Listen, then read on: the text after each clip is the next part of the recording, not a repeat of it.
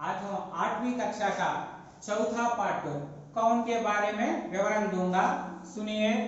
देखिए, यह ऐसी कविता है कि बाल साहब कविता है, बाल साहब कविता है। इस कविता के कवि बाल स्वरूप राही। कविता के कवि कौन है? बाल स्वरूप राही। इनका जन्म देखिए 1936 में हुआ। देखिए इनका जीवन काल, जन्म देखिए 1936। और इनकी रचनाएं, प्रमुख रचनाएं में एक रचना सूरज का रथ आदि। इनकी प्रमुख रचनाएं कहीं हैं, बहुत सारे हैं, लेकिन उनमें से मुख्य रूप से सूरज का रथ यह मुख्य रचना है उनका। किनका? बाल स्वरूप राही का। और इनको कई पुरस्कार दिए गए। पुरस्कार देखिए, कई बाल साहित्य पुरस्कार दिए गए हैं। इनको कई सारे बाल साहित्य पुरस्कार दिए जा चुके हैं। अब हम इस कौन कविता को पढ़ेंगे और समझेंगे। पहला पद्य, अगर ना होता चांद रात में हमको दिशा दिखाता कौन। अगर ना होता चांद रात में, देखिए रात को हमें कौन उजाला दिखाता है? आसमान में हमें कौन उजाला दिखाता है रात को? चांद। चांद ना हो तो, चांद ना हो तो रात ही अंधेरा तो अंधेरा, चारों ओर अंधेरा, कुछ नहीं दिखाई देता, कुछ नहीं दिखाई देता। मगर चांद होने पर हमको रोशनी दिखती और चारों ओर के जगह हमको दिखता। और देखिए, अगर ना होता सूरज दिन को सोना सा चमकता कौन। अगर ना होता सूरज, सूरज अगर दिन को ना होता तो, सूरज अगर दिन को ना होता तो चमकता कौन, सोना सा चमकता कौन, सोने जैसा कौन चमकता। देखिए आप दिन के समय देखिए सूरज इतना, हम सूरज को देखने पर हमारे आंखों से पानी आ जाता है, क्योंकि वह हमेशा जलता ही रहता है। कवि ने कहा है कि अगर ना होता सूरज दिन को सोना सा चमकता कौन। दिन को सूरज ना होने पर सोना सा चमकता कौन। दूसरा पद्य, अगर ना होती निर्मल नदियां जग की प्यास बुझाता कौन। अगर ना होती निर्मल नदियां, देखिए निर्मल नदियां, नदियां से हमें क्या लाभ है? नदियां होने पर हरियाली छा जाती है।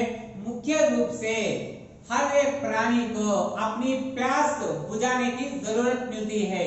देखिए निर्मल नदियां ना हो तो, निर्मल नदियां ना हो तो हमको प्यास कौन बुझाता? किसे पीकर हम अपनी प्यास बुझाएंगे?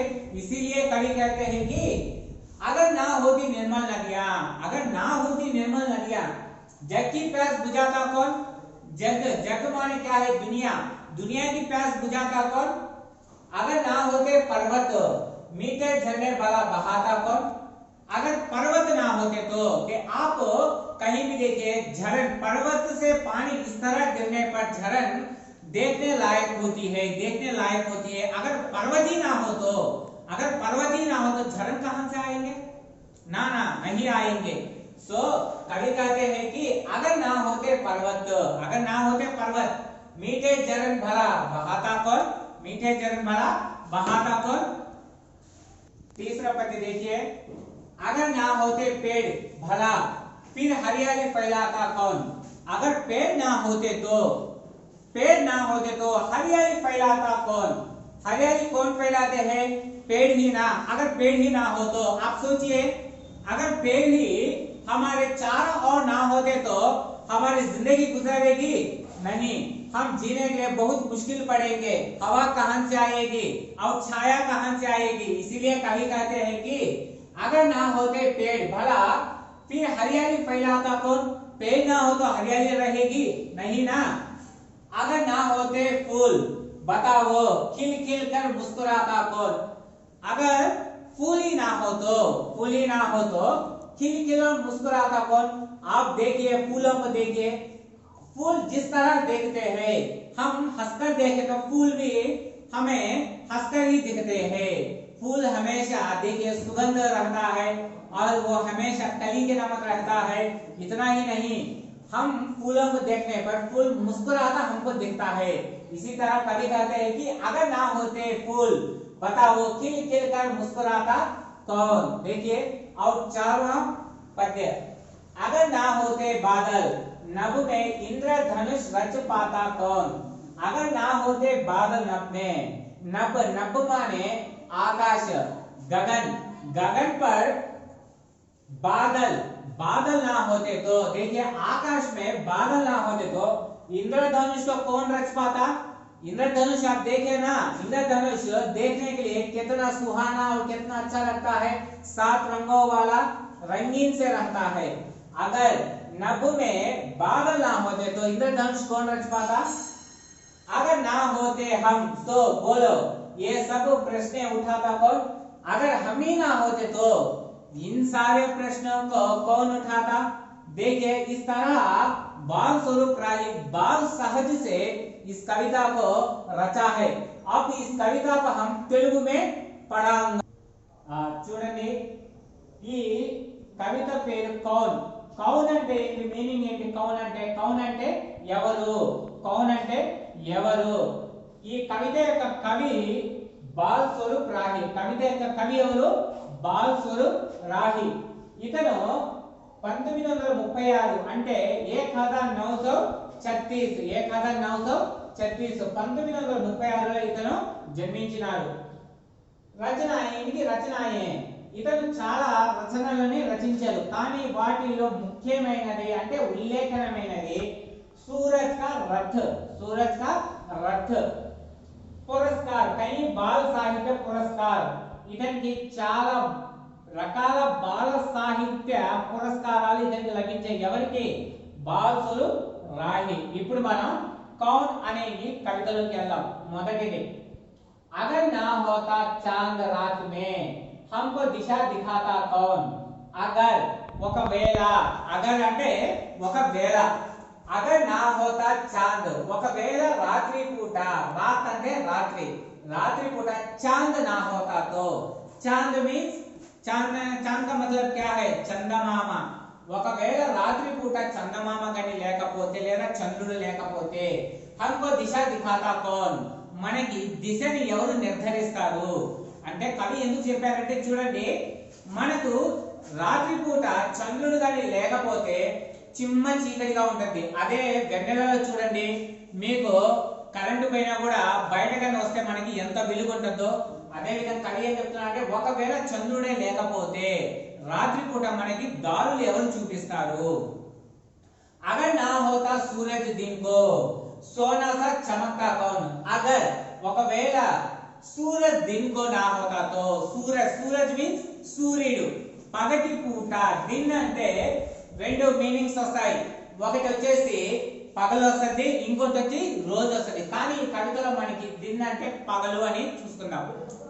పగటి పూట సూర్యుడు గాని లేకపోతే, పగటి పూట సూర్యుడు లేకపోతే సోనా సా చమక్తా కౌన్, బంగారం లాగా మండేది ఎవరు లేదా మెరిసేది ఎవరు। చూడండి పిల్లలు, మీరు ఆకాశంలో చూడండి, మీరు మన సూర్యుని వైపు చూడగానే మన కంట్లో నుంచి నీళ్లు వస్తాయి, ఎందుకో ఎప్పుడు సూర్యుడు మండుతానే ఉంటాడు। అదే విధంగా కవి చెప్తున్నాడు, ఒకవేళ సూర్యుడు గాని లేకపోతే ఆకాశంలో పగటప్పుడు ఎవరు మెరుస్తా ఉంటారు। अगर ना होती निर्मल नदियां जग की प्यास बुझाता कौन। अगर ना होती निर्मल नदियां, నదియా అంటే నదులు। చూడండి, అగర్ నా హోతి నిర్మల, ఒకవేళ నిర్మలమైన ప్రశాంతమైన నదులు గాని లేకపోతే, జగ్, జగ్ అంటే విశ్వం, జగ్ అంటే విశ్వం, విశ్వం కి ప్యాస్ బుజాతా కౌన్ లేదా ప్రపంచం అని చెప్పుకోవచ్చు। ప్యాస్ అంటే దాహం, ఈ ప్రపంచం యొక్క దాహాన్ని ఏవి తీరుస్తాయి। ఒకవేళ నదులే లేకపోతే ప్రపంచపు దాహాన్ని ఏం తీరుస్తాయి। చూడండి, నదులు గాని లేకపోతే మనం ఎంత సంపాదించినా ఎంత తిన్నా దాహం దేంతో తీర్చుకుంటాం, నీళ్లతోనే। నదులే లేకపోతే నీళ్లు మనకి దొరుకుతాయా, దొరకవు। అదే విషయాన్ని మనకి ఇక్కడ కవి చెప్పారు। अगर ना होते पर्वत मीठे झरन भरा बहाता कौन। ఒకవేళ పర్వతాలే లేకపోతే తీయటి జలపాతాలు, జలాశయాలు తెలుసుగా మీకు, కొండ ప్రాంతాల నుంచి, పర్వత అంటే పర్వతాలు, పర్వతాల నుంచి నీరు కిందకు వచ్చినప్పుడు ఎంత ఆహ్లాదకరంగా చక్కగా ఉంటుంది చూడడానికి। అవే పర్వతాలే లేకపోతే నీళ్ళు ఆ విధంగా వస్తాయా, రావు. అదే విషయాన్ని ఇక్కడ చెప్పారు. ఇప్పుడు మూడో పోయం చూడండి. అగర్ నా హోతే పేడ్ భలా ఫిర్ హరియాలి ఫైలాతా కౌన్. ఒకవేళ పేడ్ మీన్స్ చెట్లు, చెట్లు కానీ లేకపోతే फिर हरियाली फैलाता कौन. हरियाली, हरियाली का मतलब తెలుగు में क्या है? हरियाली అంటే అర్థం ఏంటి? ఆకుపచ్చదనం. చూడండి, చెట్లే కానీ లేకపోతే మనకి చుట్టూ ఆకుపచ్చదనం ఉంటుందా? ఉండదు. చెట్లు లేకపోతే మనకి నీడ ఉంటుందా? ఉండదు. అదే విషయాన్ని కవి ఇక్కడ చెప్పాడు. ఏంటంటే అగర్ నా హోతే పేడ్ భలా ఫిర్ హరియాలి ఫైలాతా కౌన్. ఒకవేళ చెట్లే లేకపోతే, పేడ్ అంటే చెట్లు లేకపోతే హరియాలి ఫైలాతా కౌన్, ఆకుపచ్చదనాన్ని నలువైపులా ఎవరు వ్యాపిస్తారు. అగర్ నా హోతే ఫూల్ బతావో ఖిల్ ఖిల్ కర్ ముస్కురాతా కౌన్. ఒకవేళ ఫూల్ అంటే పువ్వులు, ఫూల్ అంటే పువ్వులు, ఖిల్ ఖిల్ కర్ ముస్కురాతా, ముస్కాతా అంటే చిరునవ్వు చిందటం. మనం చూడండి, పువ్వులను చూస్తే అవి మన వైపు చూసి నవ్వినట్టు ఉంటాయి. ఒకవేళ పువ్వులే లేకపోతే మనం ఎవరి దగ్గర వాసన చూడండి, మీరు ఏదైనా పూలు చూసుకోండి, ఆ పూలు మనం ఎంత బాధలో ఉన్నా సరే ఒక పువ్వుని కనిపిస్తే దాని యొక్క పరిమళంతో మన బాధ కొద్దిగానే తీరద్ది. అదే విషయాన్ని కవి ఇక్కడ ఏం చెప్పాడంటే ఒకవేళ పూలు కానీ లేకపోతే మన స్థాయి చూసి ఎవరు ముస్కాతా మీన్స్ నవ్వటం, చిరునవ్వు చిందించడం. అగర్ నా హోతే బాదల్ నభు మే దిండ్రధనుష్ రచపాతా కౌన్. బాదల్ అంటే తెలుసుగా మీకు. బాదల్ అంటే ఏంటి? బాదల్ అంటే మేఘాలు. నభ్ అంటే ఆకాశం, నింగి, గగనము ఏదైనా వస్తుంది. ఒకవేళ గగనంలో బాదల్ నభ్ మే ఇంద్రధనుష్ రచపాతా కౌన్. ఒకవేళ ఆకాశంలో మేఘాలే లేకపోతే ఇంద్రధనుస్సుని ఎవరు రాస్తారు అంటే ఇంద్రధనుస్సుని ఎవరు చేస్తారు? ఇంద్రధనుస్సు తెలుసుగా, 7 రంగుల వల్లి అంటారు దాన్ని. అగర్ నా హోతే హమ్ తో బోలో ఏ సబ్ ప్రశ్న ఉఠాతా కౌన్. ఒకవేళ నేనే లేకపోతే లేదా మేమే లేకపోతే ఇన్ని ప్రశ్నలు మీకు ఎవరు చెప్తారు? देखिए बच्चों, इस पाठ का नाम ही कौन है. इस पाठ का नाम ही कौन है. इन सारे प्रश्न अपने आप से कीजिए. इन सारे प्रश्न आपसे आपने कीजिए. देखिए, प्रकृति में जो संपदा है हमको अच्छी तरह इस कविता में पता चलता है. इस पाठ में कोई संदेह हो तो मुझे बताइएगा. పిల్లలు ఈ పాఠంలో ఏదైనా సందేహం ఉంటే నాకు చెప్పండి. చూడండి, ప్రకృతికి సంబంధించినటువంటి మొత్తం మనకి ఈ పద్యంలో చాలా చక్కగా బాల్ స్వరూప్ రాహి కవి మనకి చాలా చక్కగా వివరించారు. ఈ పాఠంలో మీకు ఏమైనా సందేహాలు లేదా ఇంకేమైనా కావాలంటే నాకు తెలియజేయండి. अगली क्लास में आपसे मैं जरूर मिलूंगा. जय हिंद.